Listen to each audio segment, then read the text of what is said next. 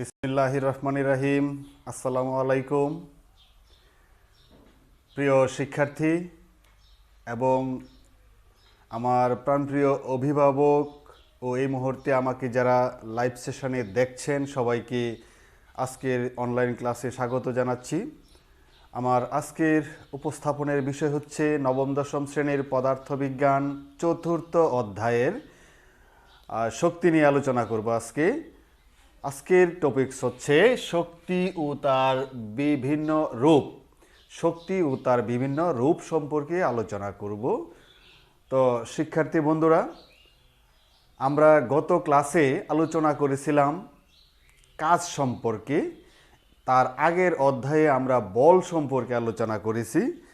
তো আসলে সাধারণত মানুষের মুখে মুখে মুখে যেই কথাগুলি বলি আমরা যেই কথাগুলি আলোচনা করি শক্তি সম্পর্কে আমাদের যা ধারণা আছে, সাধারণত যেই ধারণা আছে তার চেয়ে কিন্তু পদার্থবিজ্ঞানী আমাদের শক্তি সম্পর্কে পদার্থবিজ্ঞানের ভাষায় শক্তির কিন্তু একটা সংজ্ঞা আছে, নির্দিষ্ট সংজ্ঞা আছে এবং সাধারণ ধারণার চেয়ে পদার্থবিজ্ঞানের ধারণাটা একটু ভিন্ন।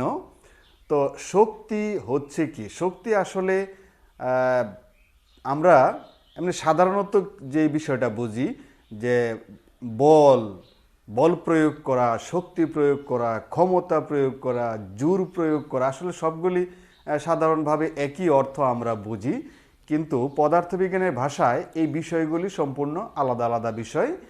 তো বল আর শক্তি সম্পূর্ণ আলাদা বিষয়। তো এই শক্তি হচ্ছে কি? শক্তি হচ্ছে কাজ করার যে সামর্থ্য। যে কোনো বস্তুর যদি তাকে কাজ করতে হয় তো সেই কাজ করার জন্য তার মধ্যে একটা ক্ষমতা বা সামর্থ্য দরকার। সেই সামর্থ্য বা ক্ষমতাটাই হচ্ছে কাজ, শক্তি। তো এই শক্তি বা এনার্জি আমরা এটা সম্পর্কে জানবো। শক্তি হচ্ছে কি? যে কাজ করার সামর্থ্য বা ক্ষমতাকেই শক্তি বলা হয়। তো এমনিতে আমরা বিভিন্ন ধরনের শক্তি সম্পর্কে শুনেছি, যেমন আলোক শক্তি আছে, বিদ্যুৎ শক্তি, তাপ শক্তি। তোমরা হয়তো আরও অনেক ধরনের শক্তির নাম শুনেছ। যেমন আমরা যে খাবার খাই, খাইলে এটার যে পুষ্টির থেকে আমরা একটা শক্তি পাই, কাজ করতে পারি আমরা। বা কোনো একটা বস্তু ধরো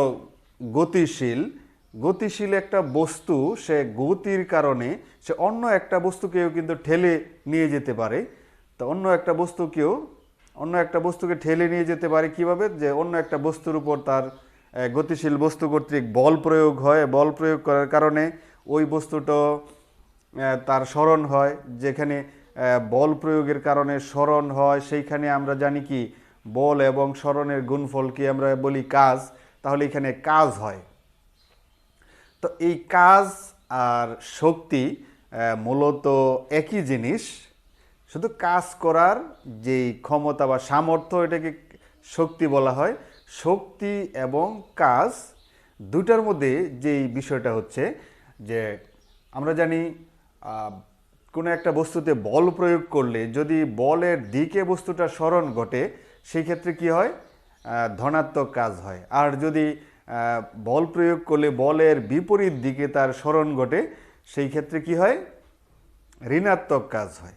তো কোনো একটা বস্তুতে যদি ধনাত্মক কাজ হয়, কাজ করার জন্য ওইখানে কি করার প্রয়োজন? কাজ করার জন্য সেখানে আমরা শক্তি প্রয়োগ করি। শক্তি দিলেই সেইখানে কাজ হয়।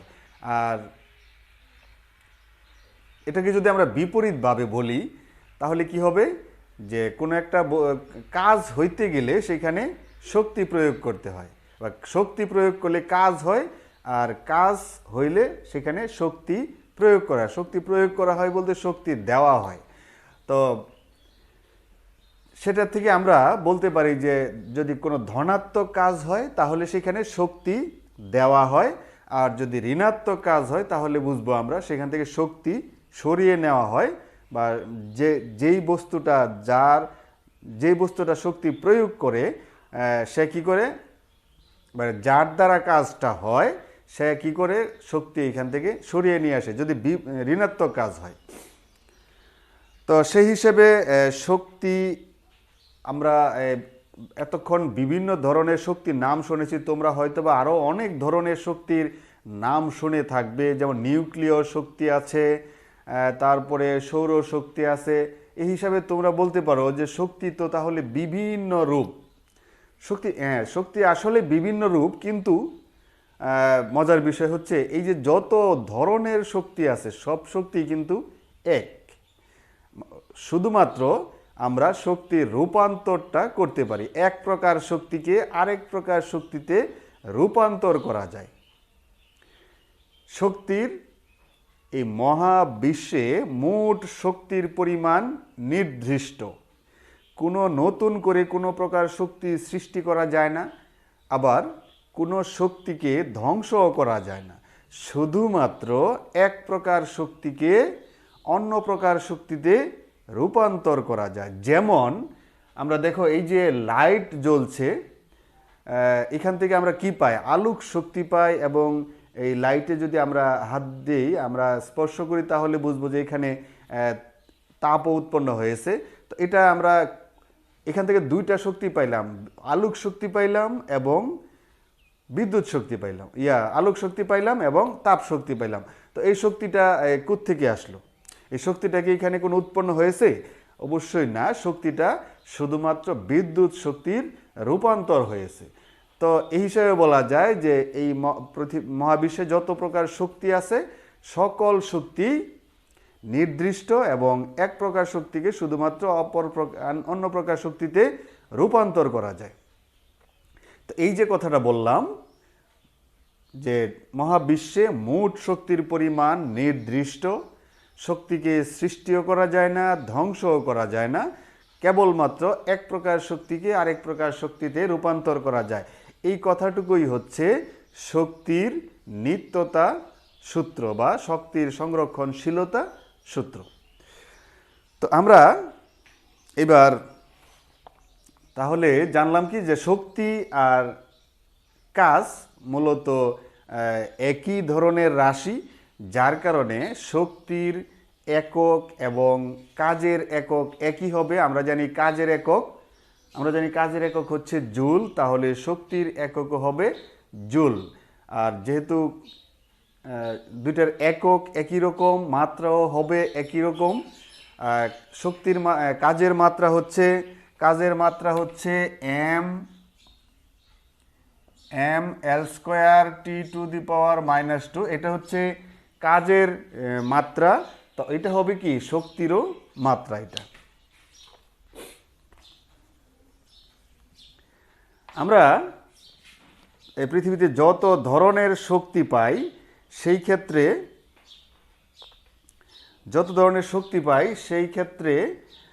আমরা শক্তিগুলিকে বিভিন্ন রূপে যদি বিভক্ত করি, বিভিন্ন শক্তির যদি আমরা বিভিন্ন ভাগে ভাগ করি, তাহলে আমরা পাবো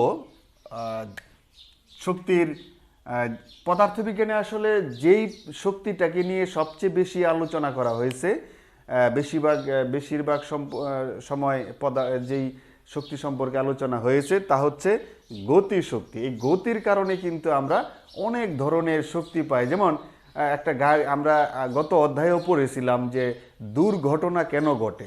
দুর্ঘটনা ঘটে মূলত এই গতি শক্তির কারণে।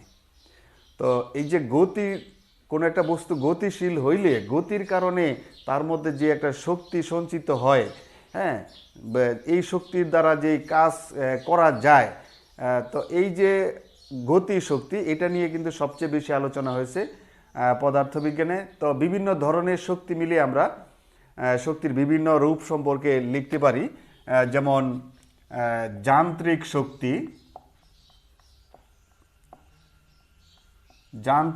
শক্তি, তারপরে আছে ধরো আলোক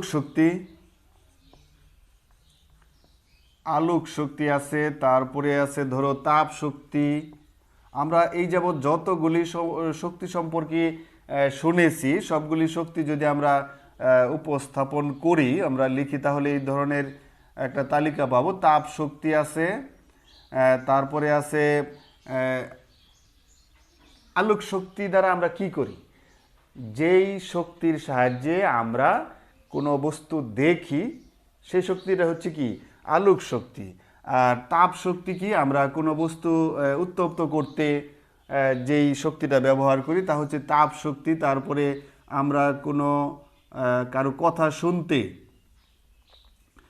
কথা শুনতে যে শক্তিটা ব্যবহার করি, যে শক্তির সাহায্যে আমরা কোনো কথা শুনি, এটা হচ্ছে কি শব্দ শক্তি। শব্দ শক্তির সাহায্যে কিন্তু আমরা একজনে আরেকজনের কথা শুনি। তারপরে আর কি শক্তি আছে, বিদ্যুৎ শক্তি আছে। বিদ্যুৎ শক্তির সাহায্যে কিন্তু আমরা বিভিন্ন কাজ করি। বিদ্যুৎ শক্তি, বিভিন্ন যন্ত্র চালায় বিদ্যুৎ শক্তির সাহায্যে। তারপরে আর কি শক্তি আছে, নিউক্লিয় শক্তি আছে। তারপরে যান্ত্রিক শক্তি, তাপ শক্তি, শব্দ শক্তি, আলোক শক্তি, চৌম্বক শক্তি পাইলাম। চৌম্বক শক্তিটা লিখে নেই,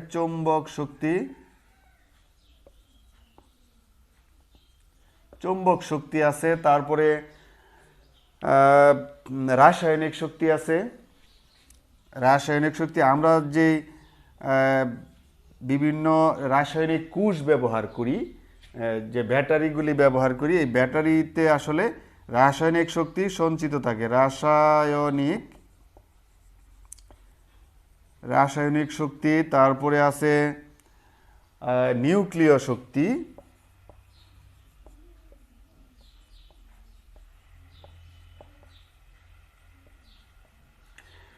নিউক্লিয় শক্তি।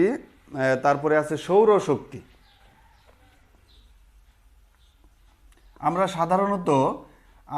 সাধারণত এই শক্তির যে এই রূপান্তরগুলি সম্পর্কে জানি। সৌর শক্তি, এই যে বিভিন্ন ধরনের শক্তির সম্পর্কে আমরা জানি, তার মধ্যে শক্তির সবচেয়ে সাধারণ রূপ যেটা, এটা হচ্ছে যান্ত্রিক শক্তি। শক্তির সবচেয়ে সাধারণ রূপটা হচ্ছে যান্ত্রিক শক্তি। আমরা এই অধ্যায়ে মূলত যান্ত্রিক শক্তি নিয়ে আলোচনা করব।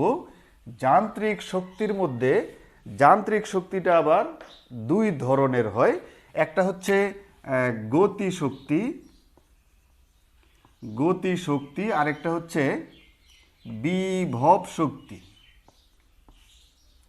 আমরা মূলত এই অধ্যায়ে এই দুই ধরনের শক্তি নিয়ে আলোচনা করব। গতি শক্তি কি আর বিভব শক্তি কি।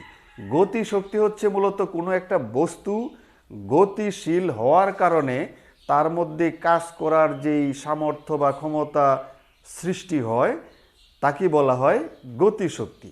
মানে গতির কারণে কোনো বস্তু যেই কাজ করতে পারে, কোনো বস্তু যদি গতির কারণে সে কাজ করতে পারে, তাহলে বোঝা যায় যে ওই বস্তুতে শক্তি আছে বিধায় সে কাজ করতে পারে। তা এই গতির কারণে তার মধ্যে যে শক্তির সৃষ্টি হয়, শক্তি পাওয়া যায়, তাকে বলা হবে কি গতি শক্তি।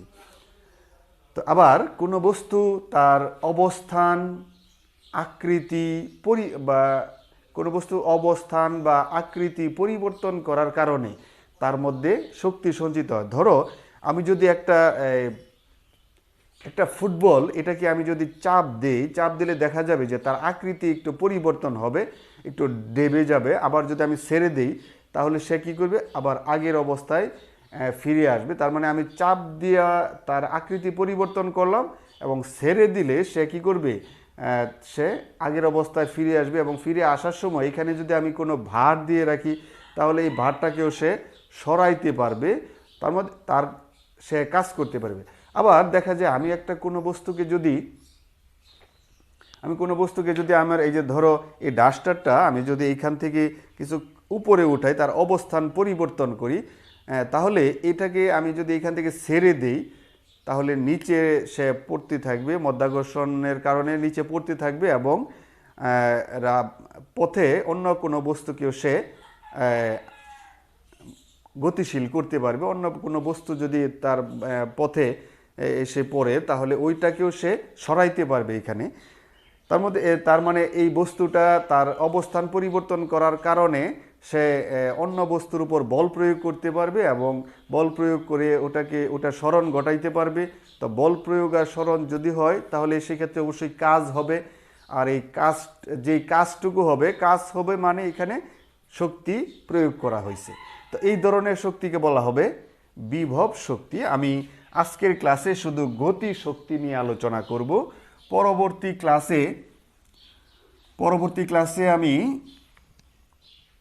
গতি শক্তির বিভিন্ন গাণিতিক সমস্যা এবং বিভব শক্তির গাণিতিক সমস্যা, বিভব শক্তি নিয়ে আলোচনা করব এবং দুই ধরনের শক্তির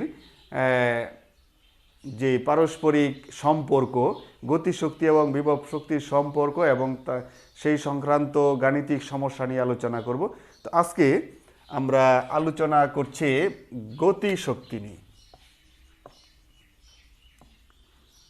গতিশক্তি আসলে কি, আমি আগেই বলেছি যে শক্তি প্রয়োগ করে কাজ করা যায়। তাহলে আমরা এই কাজটাকেই, কাজের পরিমাণ আর শক্তির পরিমাণটা একইভাবে আমরা পরিমাপ করব। তো কাজ হচ্ছে কি, আমরা জানি কাজ ডব্লিউ সমান হচ্ছে কি এফএস, মানে বল ইনটু সরণ। এটা আমরা জানি কাজের সূত্র হিসেবে। তো সেইখানে আমরা যে পাইলাম এফ দ্বারা কি বোঝায়? এফ দ্বারা বোঝায় হচ্ছে বল। এই বল সম্পর্কে আমরা আগের অধ্যায়ে জেনেছি, বল এফ ইকুয়াল এম এ, অর্থাৎ বল সমান হচ্ছে ভর ইনটু ত্বরণ। তো সেই ক্ষেত্রে আমি যদি এফ এর পরিবর্তে এই মানটা বসিয়ে দিই, এম এ এস হবে। তো আমরা দেখি এই সূত্রটাকে কত দূর এগিয়ে নিয়ে যেতে পারি। আমরা কি পাইলাম? ভর পাইলাম, ত্বরণ পাইলাম আর সরণ পাইলাম। তো এই যে সরণ এস, এইটাকেও আমরা রিপ্লেস করতে পারি। তো সরণ এস সম্পর্কে আমরা কি জানি? কোনো একটা বস্তু যদি স্থির অবস্থা থেকে গতিশীল হয় সেই ক্ষেত্রে আমরা গতির সূত্র থেকে জানি কি s equal ut plus half a t square. এখানে কোনো বস্তু যদি স্থির অবস্থান থেকে গতিশীল হয় সেই ক্ষেত্রে কিন্তু এই অংশটা জিরো হবে, আদিবেগ জিরো হবে। তাহলে আমরা পাবো কি s equal half a t square. তাহলে এই ক্ষেত্রে যদি আমি এস এর পরিবর্তে যদি হাফ এ টি স্কোয়ার বসায় দিই তাহলে কি পাইতেছি? Half a t square. তাহলে আমরা টোটাল লিখতে পারি হাফ ইন্টু এম, তারপরে এ দুইটা থাকার কারণে এ স্কোয়ার টি স্কোয়ার। আচ্ছা, আমরা আরেকটা বিষয়, যদি কোনো একটা বস্তু সমত্বরণে, কোনো একটা বস্তু যদি স্থির অবস্থান থেকে সে সমত্বরণে চলে তাহলে আমরা এই বেগ সম্পর্কে কি পাই? বেগ সমান এমনিতে আমরা জানি কি ইউ প্লাস এটি। তার মানে শেষ বেগ সমান আদি বেগ প্লাস ত্বরণ ইন্টু সময়। সেখানে কোনো বস্তু যদি স্থির অবস্থান থেকে চলা শুরু করে, তা স্থির অবস্থান থেকে শেষ যদি সুষম ত্বরণে চলা শুরু করে তাহলে এই আদিবেগ জিরো হওয়ার কারণে এই অংশটুকু চলে যাবে। তাহলে আমরা কি পাবো? ভি ইকুয়াল পাবো কি এ টি। এখানে যদি আমি উভয় পক্ষকে বর্গ করি তাহলে কি পাবো? V square equal to A square T square. তাহলে দেখো আমরা এই ক্ষেত্রে কিন্তু এই যে এ স্কোয়ার টি স্কোয়ার এটার পরিবর্তে লিখতে পারি হাফ এম ভি স্কোয়ার। এ স্কোয়ার টি স্কোয়ারের পরিবর্তে লিখতে পারি ভি স্কোয়ার। তাহলে আমরা কি পাইলাম? ডব্লিউ ইকুয়াল পাইলাম যেটা half m v square. W হচ্ছে কাজ, আর এই কাজের পরিমাণ আর শক্তির পরিমাণ আমরা একইভাবে পরিমাপ করব। শক্তি, তাহলে আমরা এটাকে যদি শক্তির আরেকটা প্রতীক আমরা ব্যবহার করি, গতি শক্তির জন্য আমরা ব্যবহার করব টি, অথবা গতিশক্তি আমরা এইখানে টি ব্যবহার করব এই চ্যাপ্টারে গতিশক্তি সম্পর্কে। গতিশক্তির জন্য টি ব্যবহার করব, আর বিভব